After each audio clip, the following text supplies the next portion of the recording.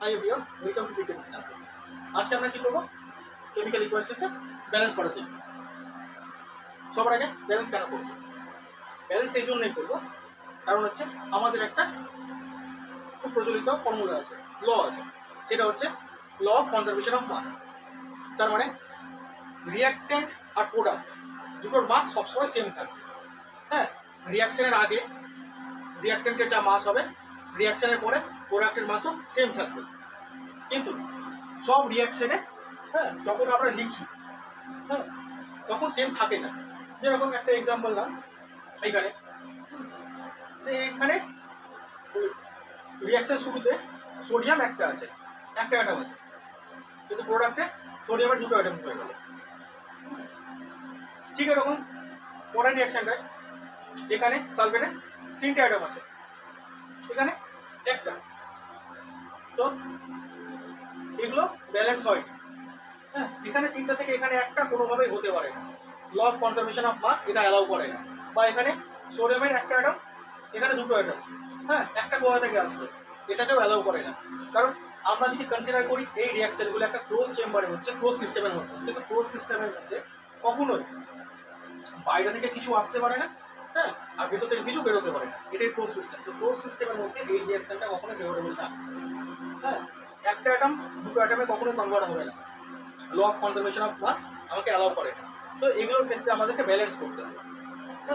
তো এবার ব্যালেন্স করার জন্য অনেক রকম পদ্ধতি আছে। সাধারণত বইয়ে কি থাকে, যে এগুলোর অ্যাটমগুলোকে আমরা একদিকে লিখে নেবো, left hand side right hand side করে লিখে নেবো।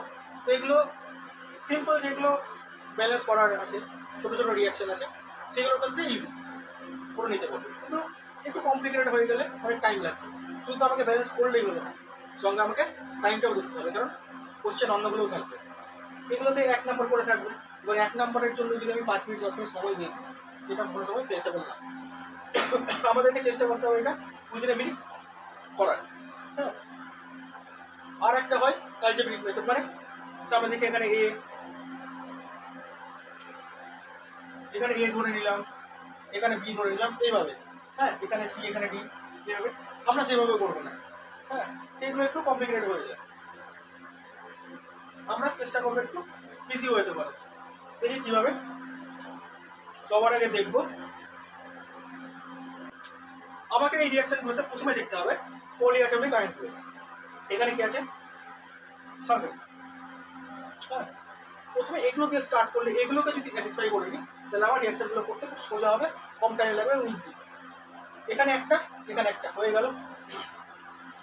এবার সোডিয়াম এখানে একটা আছে, এখানে দুটো আছে।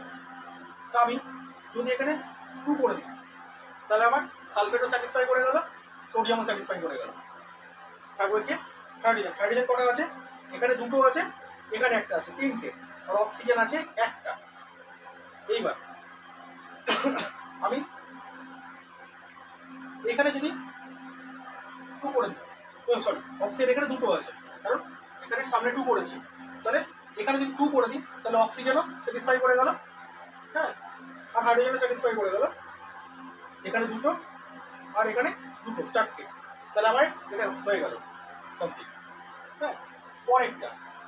পরেরটার ক্ষেত্রে কি করবো? পরেরটা তো সেম জিনিস, আবার পলিঅ্যাটমিক আয়নগুলোকে নেব। এসব এখানে তিনটে আছে, এখানে একটা আছে। তাহলে সবার আগে আমি কি করবো? এটা লিখতে হবে। 3 করে দিলাম, তাহলে এসব ঝামেলা শেষ।